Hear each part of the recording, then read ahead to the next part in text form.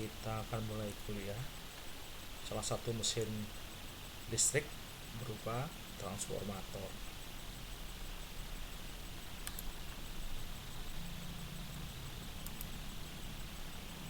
Bagaimana kita ketahui bahwa transformator ini sering juga disebut atau dikenal dengan nama trafo.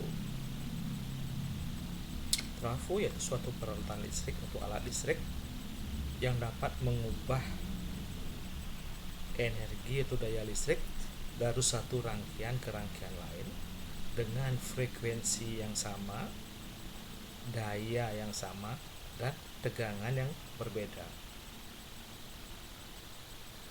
Prinsip ini berupa gandengan induksi elektromagnetik yang ditimbulkan adanya aliran flux pada inti trafo tersebut.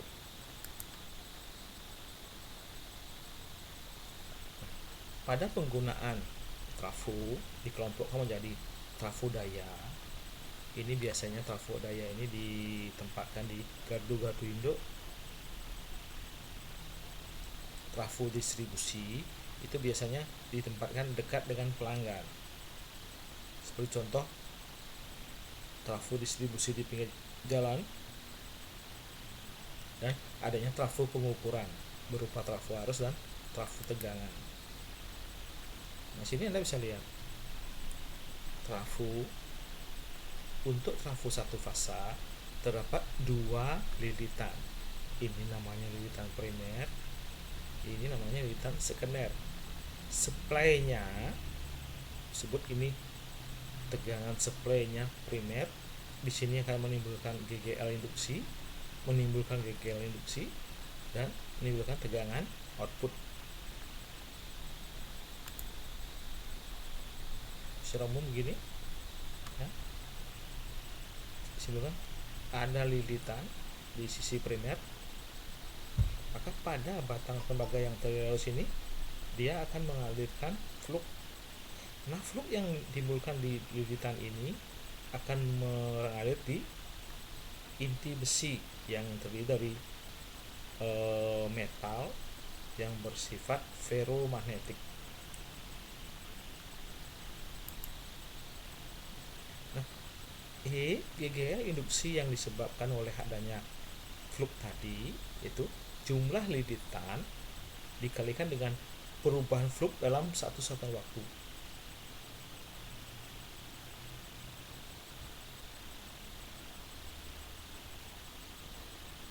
Oke, kita lanjut. Jadi prinsip kerja trafo jadi adanya arus bolak-balik yang akan menimbulkan flux bolak-balik yang muncul pada inti yang terlaminasi. Karena kumparan tersebut membentuk jaringan tertutup, maka mengalirlah arus primer. Jadi kumparan tertutup dia disimbolkan sebagai beban. I atau arus akan muncul bila ada beban.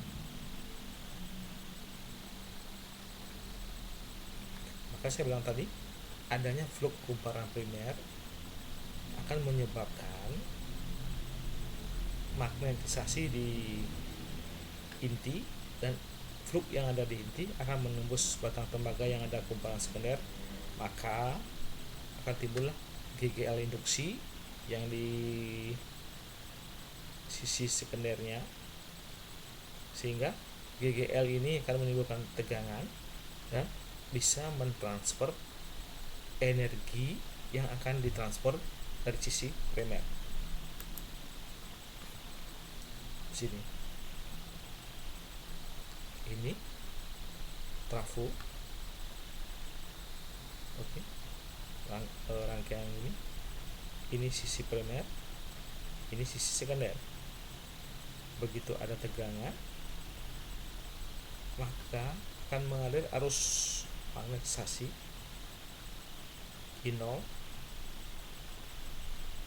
pada rangkaian primer ini. Muncul GGL induksi yang disebabkan oleh flux ini.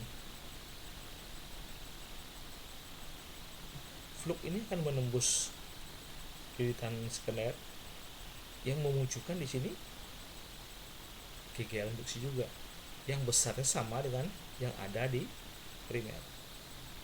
Bila pada ujung kumparan ini memunculkan tegangan sisi sekunder tanpa dihubungkan dengan beban, maka disebut trafo tanpa beban atau trafo beban nol. Anda bisa lihat di sini flux yang disebut ini, maka muncul E di flux N di flux dt. Substitusi flux yang disubstitusi dengan ini, maka muncul E sama dengan yang primernya N1 omega flux maksimum sinus omega T minus 90 derajat. Jadi dia tertinggal. Demikian juga dengan ini.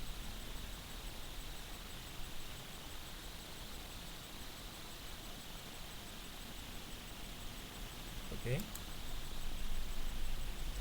Untuk yang di sekunder sama.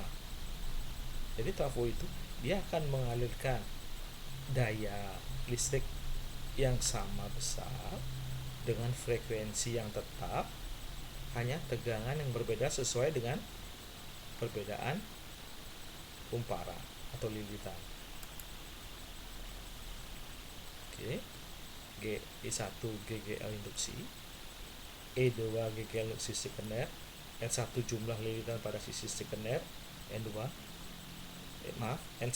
primer, N2 sekunder. Arus inol tadi saya jelaskan tadi bahwa itu namanya arus eksitasi, arus yang menyebabkan adanya pemagnetan yang dihasilkan, yang akan menghasilkan flux tadi.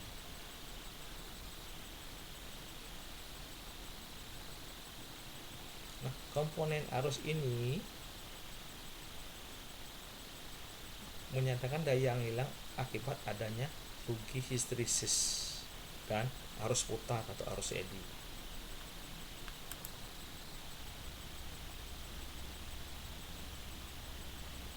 Kita membahas pasornya, eksitasi, ya. Ini rangkaian pengganti dari inti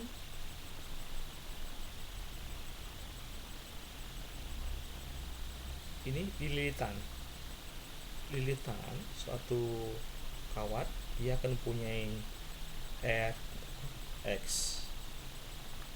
Ini rangkaian pengganti dari lilitan primer. Ini ya, begini bentuknya. Banyaknya lilitan itu menimbulkan banyak flux. Oke. Bila trafo tadi dihubungkan dengan beban berupa set, maka akan muncul arus I sekunder. Kita ulangi. Lilitan primer dihubungkan dengan sumber, maka di sini muncul GGL induksi primer, dan di sini muncul GGL induksi sekunder. Bila pada terminal trafo dihubungkan dengan beban, maka akan mengalir arus beban atau arus sekunder yang besarnya I2 sebanyak V2 per set.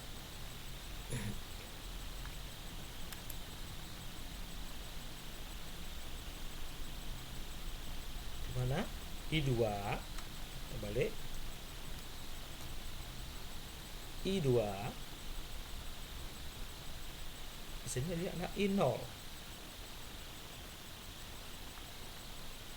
ya. Jadi I1 I pada primer yang dihasilkan oleh sumber itu I0 ditambah I2.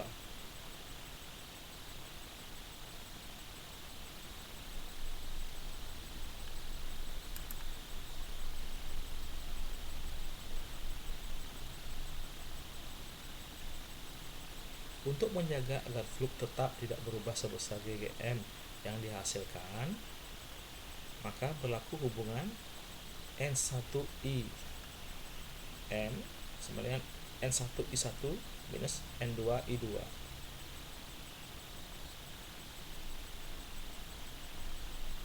kita substitusi I-nya, sehingga N1 I2 aksen sama dengan N2 I2.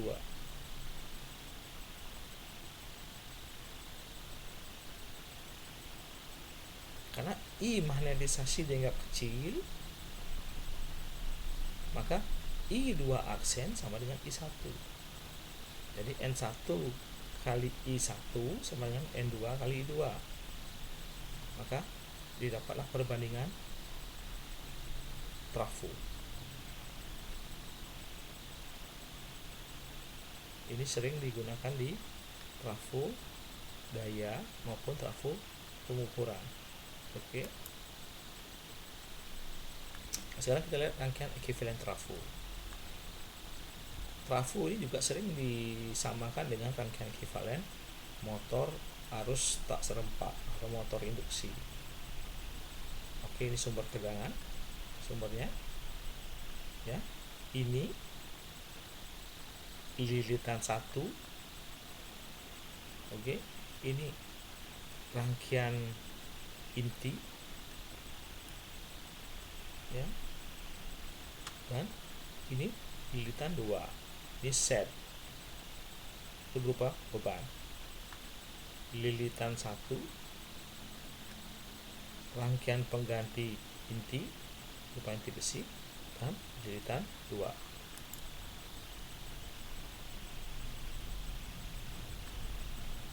Jadi rangkaian ekuivalen rugi daya yang terjadi pada transformator harus diperhitungkan pada model transformator. Rugi-rugi yang timbul adalah rugi-rugi tembaga. Rugi-rugi histris adalah rugi-rugi yang disebabkan oleh fluk magnet bolak-balik pada inti besi. Rugi-rugi harus jadi, harus putar, fluk leakage, fluk bocor. Nah, fluk bocor ini tergantung besar atau kemampuan daripada metal magnet, yaitu apakah dia ferro, fara, dia itu tergantung campurannya ya. Jangan sampai fluk ini leakage, kehilangan fluk. Jadi arus magnetisasi adalah arus yang sebanding dengan tegangan pada inti dan tertinggal lagging dengan sudut 90 derajat. Karena dimodel sebagai sebuah reaktansi RM. Jadi arus rugi-rugi inti IC dimodelkan sebagai tahanan fluk bocor ditambah XP dan XS. Oke. Ini lihat. Ini lilitan primer, inti besi, lilitan sekunder, beban set. Di sini ada arus I primer mengalir ke inti dan ke lilitan sekunder. Oke. Ini sama.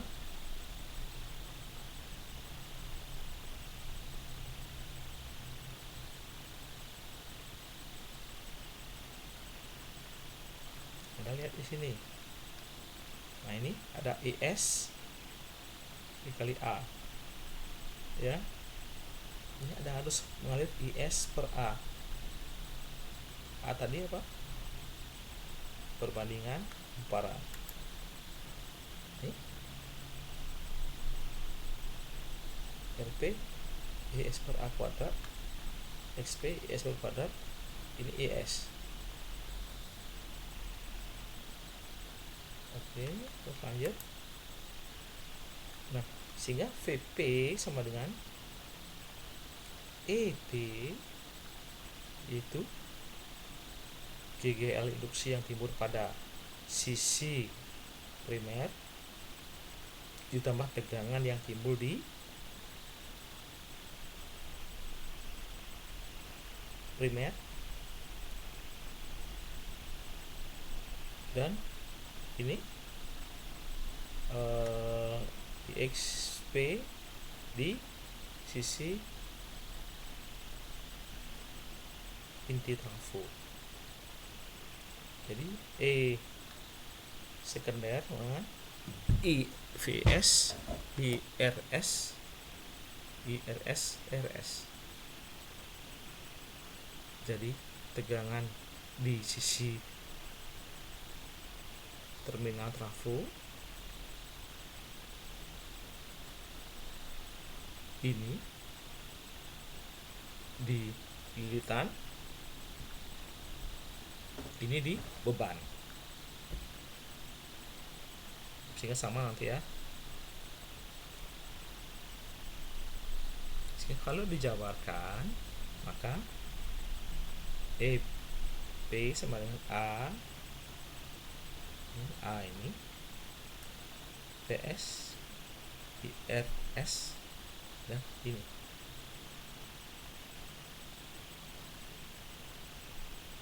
IS sama dengan NP per NS dikalikan dengan IS aksen.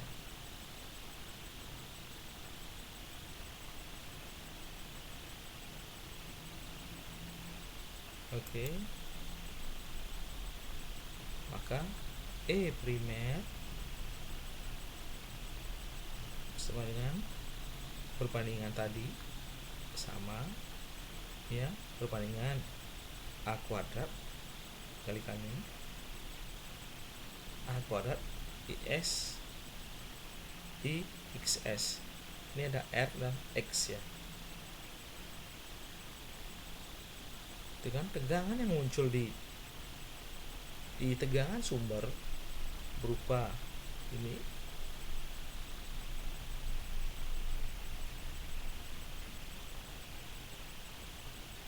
ya, ini di beban, ini di lilitan primer, ini di lilitan sekunder, ini rugi-rugi di intinya. Oke, lanjut.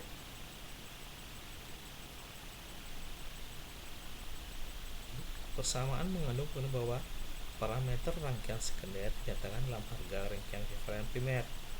Jadi harga itu perlu dikalikan dengan A kuadrat. Anda bisa lihat di gambar 52 tadi. Oleh karena itu perlu dikatakan penyederhanaan, yaitu meletakkan cabang eksitasi di bagian depan trafo berupa impedansi primer, sekunder, dan dipindahkan dari satu dimensi ke yang lainnya seperti gambar 53 ya. Nah, ini tadi Anda lihat di sini ya,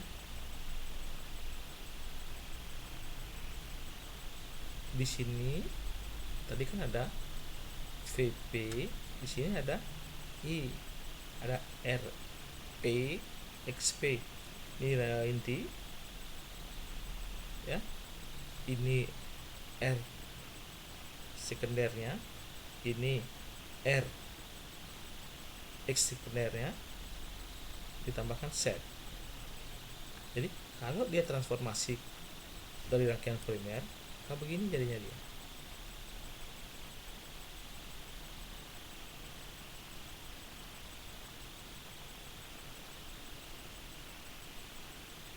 Jadi rangkaian sekunder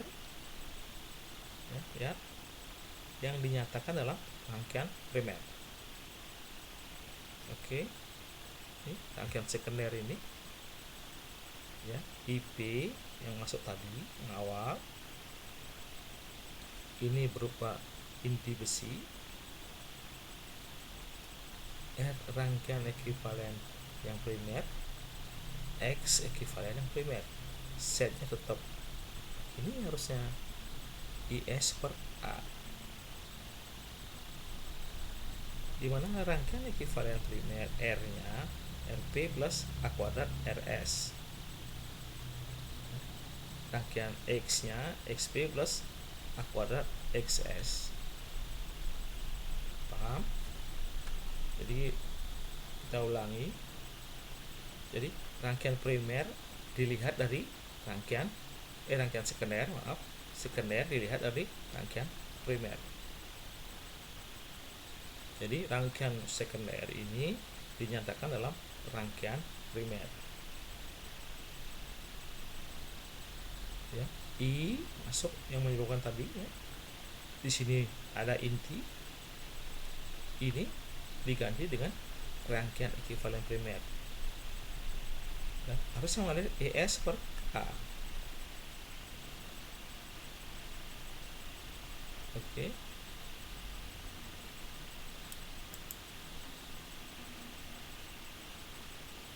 Kalau itu ini tunjukkan demikian jadinya perubahannya ya, A kali IP VP per A ini dari sumber ke rangkaian inti, ini ke rangkaian sekunder.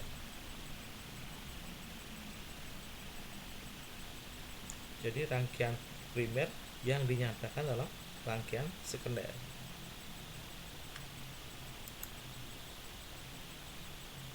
IP yang mana? Ini. Seperti yang tadi, rangkaian primer yang dinyatakan dalam rangkaian sekunder. Oke. Rangkaian ekuivalen R plus JX nya sekunder yang dipakai di sini. Nah, IS I sekunder yang melalui set beban. Maka di sini pada terminal trafo muncul V sekunder.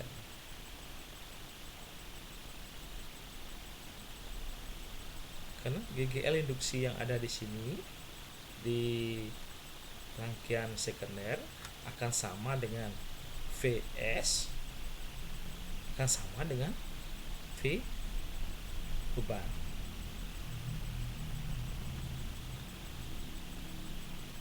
Kita anggap bahwa trafo ini trafo ideal, tidak ada rugi-rugi ya.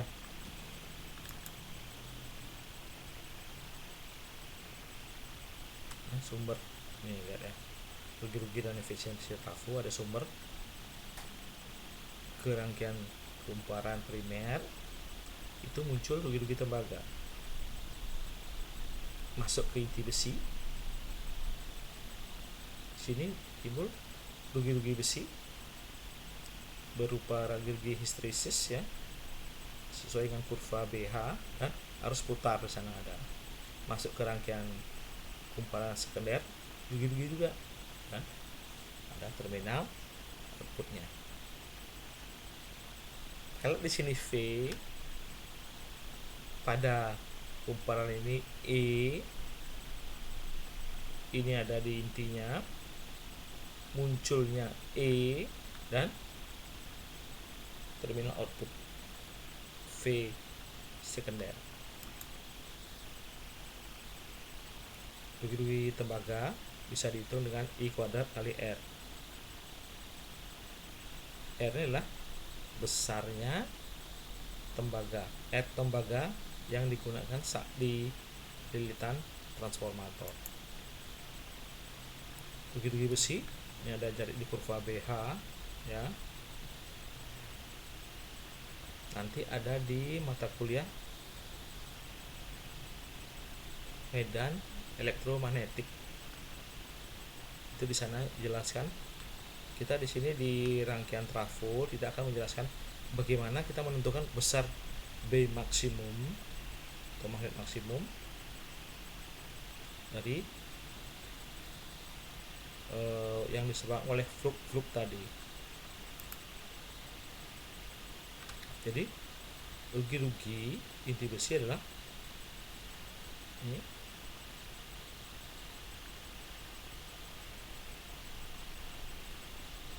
histeresis yang timbul di sana.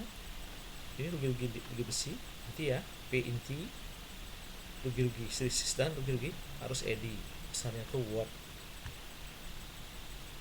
Jadi efisiensi trafo P out per P in dikalikan 100%.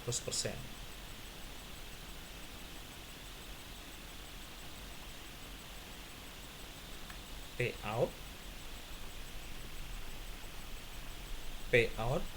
per rugi-rugi. Rugi-rugi di sini ada rugi-rugi tembaga di masing-masing kumparan.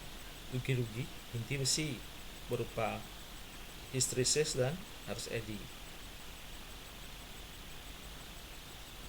P in ini adalah P sumber atau P input berupa berapa besar payout ditambahkan dengan rugi-rugi total. Itu rugi-rugi tembaga, rugi-rugi inti besi berupa rugi hysteresis dan arus eddy. Regulasi tegangannya V regulasi, ya, ini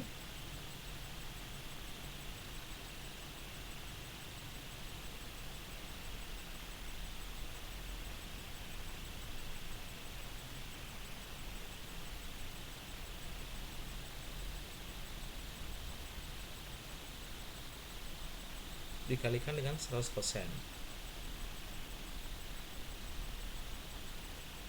Jadi V inputnya kurang V out per V input kalikan 100%.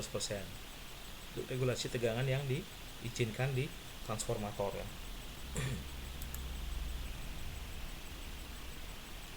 Untuk menentukan parameter trafo, kalau kita menentukan tes hubung singkat dan tes beban nol, jadi parameternya ada RC, XM, R ekivalen, X ekivalen. Tes beban nol ini kita langsung RC chopper, ya, V1 per V kuadrat per P.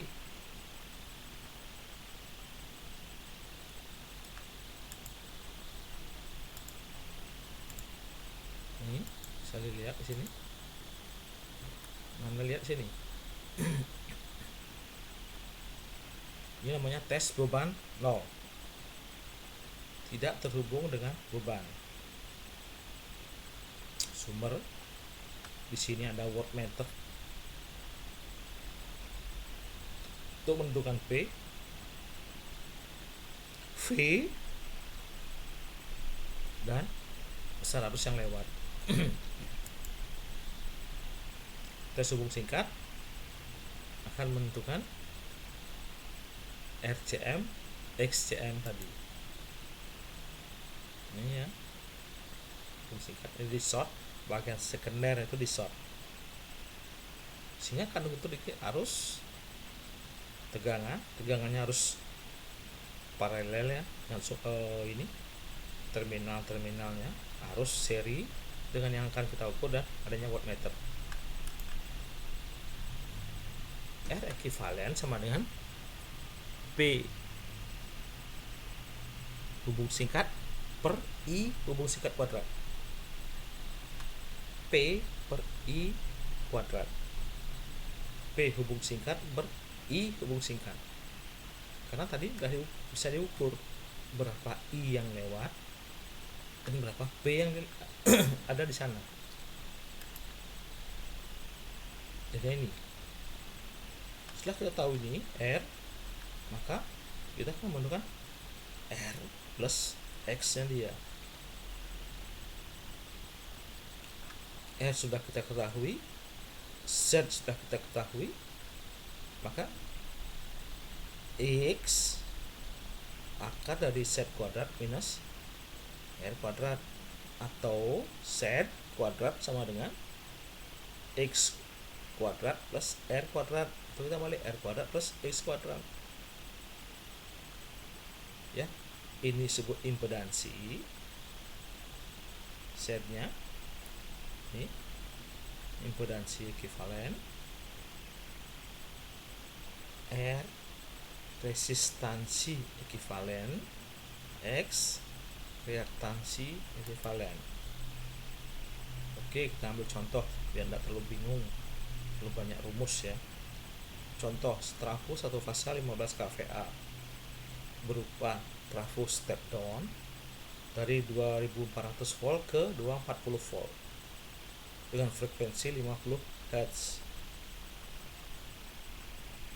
hasil tes arus hubung singkat 6,2 ampere, tegangan hubung singkat 131 volt, dan daya yang dibebankan di sana adalah 214 watt. Maka kita harus menentukan R ekivalen dan X ekivalen atau Z ekivalennya dia. Berapa besar regulasi tegangannya, dan cos P yang ada di sana adalah diasumsikan 0,8 tertinggal atau lagging. Nih, kita bisa pakai ini rumus ya. Cos P sama dengan P dibagi V kali I. Jadi P sama dengan V kali P ini, P ini sama dengan V kali I kali cos V. Atau kalau kita ingin menulis V nya, P per V kali I. Ini untuk rangkaian satu fasa ya. Kita menentukan ya cos P nya 0,261 lagging. Jadi sudut V nya dia adalah 74,52 derajat. Jadi rangkaian ekivalen Z. Nah, ini perbedaan Z adalah V hubung singkat per I hubung singkat. I nya tadi udah 6,25, sedangkan sudut V nya 74,52, sehingga didapat Z sama dengan 20,96 sudut 74 derajat 52. Setelah kita hitung-hitung dengan persamaan itu, berarti R sama dengan 2,9 kali cos P ini sama dengan 5,49 ohm, dan X nya 19,97 ohm.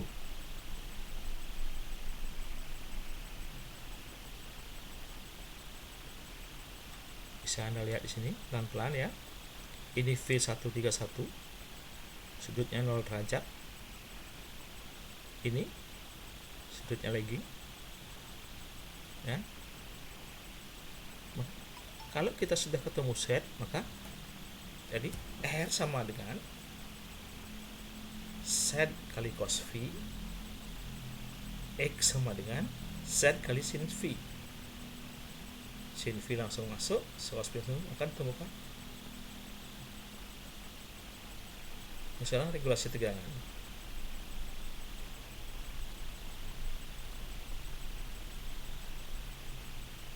Tegangan yang diizinkan oleh maksimal 2502,2 volt.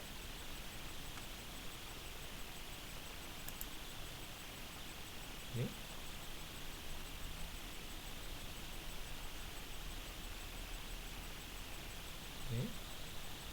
ya, tegangan hasil yang kita dapat tadi. Ini tegangan awal dibagi tegangan awal. Ini dikurangi ini kali 100% dapat 4,26%. Dalam artian regulasi tegangan inilah, tegangan itu boleh naik 4,26%. Dalam artian ini bagi 2, berarti 2,13% naiknya dari 2400 volt, atau turunnya 2,13% dikurangi. Jadi regulasi tegangan ini adalah naik 2,13%, turun 2,13% dari tegangan nominal 2400 volt. Oke, sekian dulu adik-adik. Kita lanjut ke trafo 3 fasa di sesi berikutnya.